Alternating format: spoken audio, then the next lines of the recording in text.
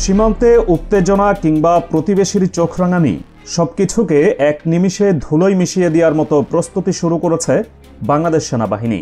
ভারত কিংবা মিয়ানমার যারাই তাদের সাজোয়া যানের বহর নিয়ে বাংলাদেশের দিকে এগোনোর দুঃসাহস দেখাবে, তাদের জন্য অপেক্ষা করছে মরণঘাতী এক চমক। বাংলাদেশ সেনাবাহিনী তাদের স্পেশাল ফোর্সের জন্য এমন কিছু অত্যাধুনিক অস্ত্র এবং সরঞ্জাম কেনার প্রক্রিয়া শুরু করেছে যা বিশ্বের অন্যতম সেরা এবং ন্যাটো স্ট্যান্ডার্ডের। এর মধ্যে সবচেয়ে আলোচিত নামটি হল javelin anti tank guided missile, যা বর্তমান বিশ্বের যে কোনো ট্যাঙ্কের জন্য সাক্ষাৎ যমদূত। গত 25 নভেম্বর এই ডিরেক্টরেট জেনারেল ডিফেন্স পারচেজ বা ডিজিডিপি থেকে একটি অত্যন্ত গুরুত্বপূর্ণ নথি প্রকাশ করা হয়েছে। সামরিক পরিভাষায় একে বলা হয় রিকোয়েস্ট ফর ইনফরমেশন বা আরএফআই। এই নথিতে স্পষ্ট উল্লেখ করা হয়েছে যে আর্মি হেডকোয়ার্টার্সের নির্দেশনায় স্পেশাল ফোর্স এবং এয়ারবর্ন ইউনিটগুলোর অপারেশনাল সক্ষমতা বহুগুণ বাড়ানোর উদ্যোগ নেওয়া হয়েছে। এই নথির মাধ্যমে বিশ্বের বাঘা বাঘা অস্ত্র প্রস্তুতকারক দেশগুলোর কাছে তাদের সেরা প্রযুক্তির তথ্য চাওয়া হয়েছে। এই তালিকায় সবার উপরে রয়েছে javelin anti tank weapon system. শুধু মিসাইল নয়, প্যারাশুট সিস্টেম, এয়ারবাস্ট গ্রেনেড এবং ভার্টিক্যাল উইন্ড টানেলের মতো উচ্চ প্রযুক্তির সরঞ্জামের খোঁজ করছে বাংলাদেশ।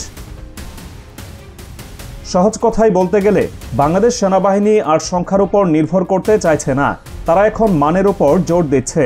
এমন সব অস্ত্র হাতে তুলে নেওয়া হচ্ছে যা দিয়ে একজন সাধারণ সৈনিকও প্রতিপক্ষের বিশাল ট্যাঙ্ক বহরকে মুহূর্তের মধ্যে ধ্বংসস্তূপে পরিণত করতে পারে। এই আরএফআইতে আগ্রহী কোম্পানিগুলোকে আগামী 11 ডিসেম্বর 2025-এর মধ্যে তাদের ব্রোশিওর, টেকনিক্যাল ম্যানুয়াল এবং অরিজিনাল ক্যাটালগ জমা দিতে বলা হয়েছে। অর্থাৎ সময় খুবই কম এবং সেনাবাহিনীরও তড়িঘড়ি ভাব দেখে বোঝা যাচ্ছে তারা এই সক্ষমতা অর্জনে কতটা সিরিয়াস।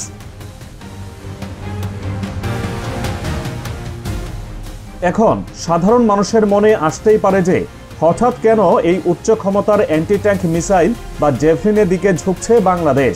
এর উত্তর পাওয়া যায় আমাদের দুই প্রতিবেশী ভারত ও মিয়ানমারের সামরিক সজ্জার দিকে তাকালে। ভারত এবং মিয়ানমার উভয়ের হাতেই রয়েছে রাশিয়ার তৈরি T-72 এবং T-90 এর মতো মেইন ব্যাটল ট্যাঙ্ক। সীমান্তে কোনো সংঘাত হলে বা এই দুই দেশ যদি তাদের আর্মার্ড ডিভিশন নিয়ে আগ্রাসন চালায়, তবে সেগুলোকে থামানোর জন্য সাধারণ রকেট লঞ্চার যথেষ্ট নয়। ঠিক এই জায়গাতেই গেম চেঞ্জার হিসেবে কাজ করবে জ্যাভলিন। যুক্তরাষ্ট্রে তৈরি এই জ্যাভলিন মিসাইল সিস্টেম হলো একটি ফায়ার অ্যান্ড ফরগেট প্রযুক্তির অস্ত্র। এর মানে হলো মিসাইলটি ফায়ার করার পর সৈনিককে আর দাঁড়িয়ে থাকতে হয় না বা মিসাইলটিকে গাইড করতে হয় না। একবার টার্গেট লক করে ট্রিগার চাপলেই মিসাইল তার কাজ করে দেবে। ফায়ার করার সাথে সাথেই সৈনিক সেখান থেকে সরে গিয়ে নিজেকে নিরাপদ করতে পারেন, যা যুদ্ধক্ষেত্রে একজন যোদ্ধার বেঁচে থাকার সম্ভাবনা বহুগুণ বাড়িয়ে দেয়। এই মিসাইলটির সবচেয়ে ভয়ঙ্কর বৈশিষ্ট্য হলো এর টপ অ্যাটাক মোড। বিষয়টি একটু গভীরভাবে বোঝা যাক। যে কোনো ট্যাঙ্কের সামনের দিকের বর্ম বা আর্মার সবচেয়ে শক্তিশালী হয়, যা ভেদ করা কঠিন। কিন্তু ট্যাঙ্কের উপরের অংশ বা ছাদ তুলনামূলকভাবে পাতলা থাকে। জ্যাভলিন মিসাইলটি যখন ছোড়া হয় তখন এটি সোজা গিয়ে ট্যাঙ্কে আঘাত করে না, এটি প্রথমে উপরের দিকে উঠে যায় এবং ধনুকের মতো বাঁকা পথে উপর থেকে নিচ দিকে নেমে এসে ট্যাঙ্কের সবচেয়ে দুর্বল অংশ অর্থাৎ ছাদে আঘাত হানে। একে বলা হয় আর্কড ট্রাজেক্টরি। এই টপ অ্যাটাক মোডের কারণে বিশ্বের তাবড় তাবড় ট্যাঙ্কও এই মিসাইলের কাছে অসহায়। শুধু তাই নয়, ভারত বা মিয়ানমারের মতো দেশগুলো তাদের ট্যাঙ্কে এখন এক্সপ্লোসিভ রিঅ্যাক্টিভ আর্মার বা ইআরএ ব্যবহার করে। এটি এমন এক ধরনের বর্ম যা সাধারণ মিসাইলকে ট্যাঙ্কের গায়ে লাগার আগেই বিস্ফোরণ ঘটিয়ে নিষ্ক্রিয় করে দেয়। কিন্তু জ্যাভলিন এই ইআরএ প্রযুক্তিকেও বোকা বানাতে সক্ষম, কারণ জ্যাভলিনে ব্যবহার করা হয়েছে ডুয়াল চার্জ ওয়ারহেড বা ট্যান্ডেম ওয়ারহেড। এতে দুটি বিস্ফোরণ ঘটে। প্রথম ছোট বিস্ফোরণটি ট্যাঙ্কের বাইরের ইআরএ বর্মকে উড়িয়ে দেয় এবং ঠিক তার পরপরই দ্বিতীয় ও মূল বিস্ফোরণটি ট্যাঙ্কের ভেতরে ঢুকে ধ্বংসলীলা চালায়। অর্থাৎ প্রতিপক্ষ যত শক্তিশালী বর্মই ব্যবহার করুক না কেন, জ্যাভলিনের হাত থেকে রক্ষা পাওয়া প্রায় অসম্ভব। সাম্প্রতিক ইউক্রেন রাশিয়া যুদ্ধের দিকে তাকালে এই অস্ত্রের ভয়াবহতা সম্পর্কে পরিষ্কার ধারণা পাওয়া যায়। এই একটি মাত্র অস্ত্র দিয়ে ইউক্রেনীয় বাহিনী রাশিয়ার বিশাল ট্যাঙ্ক বহরকে নাকানি চুবানি খাইয়েছে। ইউক্রেনের দেওয়া তথ্য মতে তারা জেভলিন ব্যবহার করে 500-এর বেশি রুশ ট্যাঙ্ক এবং 1500-এর বেশি সাঁজোয়া যান ধ্বংস করেছে। অবস্থা এমন দাঁড়িয়েছে যে এই মিসাইলটি সেখানে প্রতিরোধের প্রতীকে পরিণত হয়েছে, যাকে তারা নাম দিয়েছে সেন্ট জেভলিন। রাশিয়ার মতো পরাশক্তির ঘুম হারাম করে দেওয়া এই অস্ত্রটি যদি বাংলাদেশের হাতে আসে, তবে ভারত বা মিয়ানমার সীমান্তে কোনো ধরনের দুঃসাহস দেখানোর আগে হাজারবার ভাববে। জেভলিন মিসাইলটি ওজনে বেশ হালকা এবং পোর্টেবল। মাত্র 2 জন সৈনিক মিলে এটি পরিচালনা করতে পারে। এর ক্যালিবার 127 মিলিমিটার এবং ওয়ারহেডের ওজন 8.4 কেজি। এর পাল্লা বা রেঞ্জ 2.5 কিলোমিটার থেকে প্রায় 4.5 কিলোমিটার পর্যন্ত, অর্থাৎ শত্রু দেখার বহু দূর থেকেই নিখুঁত নিশানায় আঘাত হানা সম্ভব। এছাড়া এটি দিয়ে শুধু ট্যাঙ্ক নয়, নিচু উচ্চতায় ওড়া হেলিকপ্টার, বাংকার বা দুর্গের মতো স্থাপনাতেও আঘাত করা যায়। গেরিলা যুদ্ধের জন্য এর চেয়ে আদর্শ অস্ত্র আর হতে পারে না।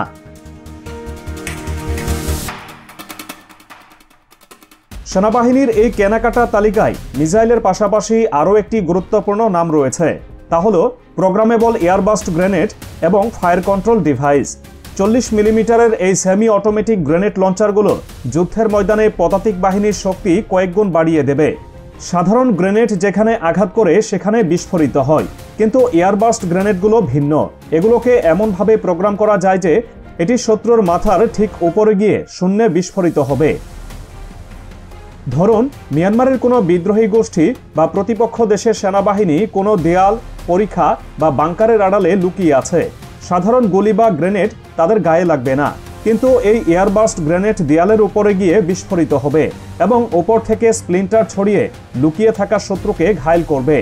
বর্তমান সময়ে ড্রোনের উপদ্রব খুব বেড়েছে। এই এয়ারবাস্ট মিউনেশন ব্যবহার করে খুব সহজে নিচু দিয়ে ওড়া ড্রোন ভূপাতিত করা সম্ভব। বাংলাদেশ সেনাবাহিনী তাদের ইনফ্যান্ট্রি বা পদাতিক ইউনিটকে এমন সক্ষমতায় নিয়ে যেতে চাইছে যেখানে শত্রুর লুকানোর কোনো জায়গা থাকবে না।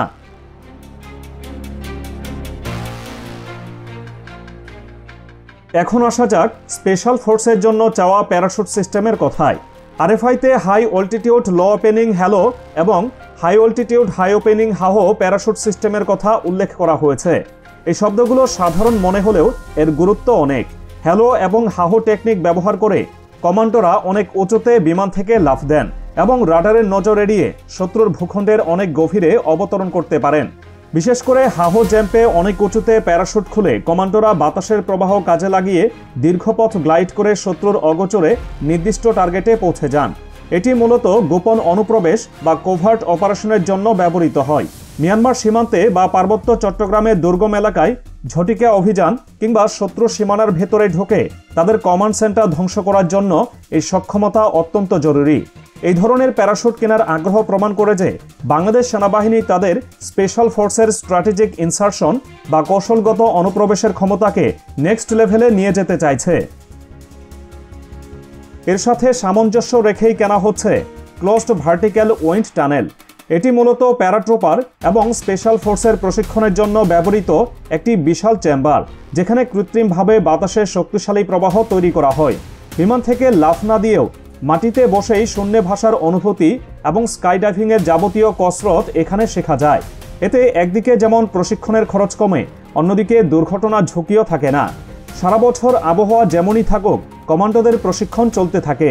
এই ধরনের ইনডোর সুবিধা নিশ্চিত করার মাধ্যমে সেনাবাহিনী তাদের দক্ষতাকে আন্তর্জাতিক মানে উন্নীত করছে। অনেকের মনেই একটা খটকা লাগতে পারে যে আরএফআই জিনিসটি আসলে কি, এটি কি চূড়ান্ত কেনাকাটা? বিষয়টি পরিষ্কার করা যাক। আরএফআই মানে হলো রিকোয়েস্ট ফর ইনফরমেশন।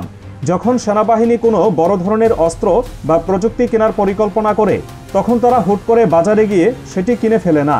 প্রথমে তারা দেখতে চায় বিশ্বে কারা কারা এই প্রযুক্তি সরবরাহ করতে সক্ষম, তাদের কাছে কি কি ভেরিয়েশন আছে, দাম কেমন হতে পারে এবং তারা টেকনোলজি ট্রান্সফার বা প্রযুক্তি হস্তান্তর করবে কিনা। এটি হলো বাজার যাচাইয়ের একটি প্রাথমিক ধাপ। এই ধাপের মাধ্যমে সেনাবাহিনী নিশ্চিত হতে চায় যে তারা সেরা জিনিসটি কিনছে। জেভলিন মিসাইল বা এই ধরনের হাই এন্ড ইকুইপমেন্ট কেনার জন্য ডিজিডিপি যে আরএফআই জারি করেছে, তা থেকে বোঝা যায় প্রসেসটি এখন প্রাথমিক পর্যায়ে থাকলেও লক্ষ্য সুনির্দিষ্ট। এই নথিতে গ্রুপে ভুক্ত দেশগুলোর কথা বলা হয়েছে, যার অর্থ হলো বাংলাদেশ এখন আর যেনতেন সোর্স থেকে অস্ত্র কিনতে রাজি নয়। বরং পশ্চিমা বা উন্নত বিশ্বের প্রথম সারির দেশগুলোর প্রযুক্তির দিকেই তাদের নজর।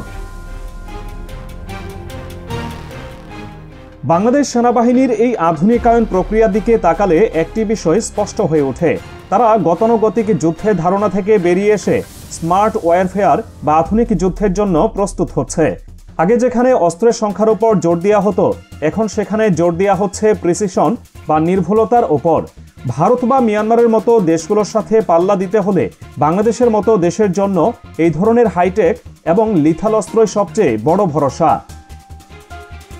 বিশেষ করে জ্যাভলিনের মতো অ্যান্টি ট্যাঙ্ক মিসাইল যদি বাংলাদেশের বহরে যুক্ত হয়, তবে তা এই অঞ্চলের জিওপলিটিক্স বা ভূরাজনীতিতে বড় প্রভাব ফেলবে।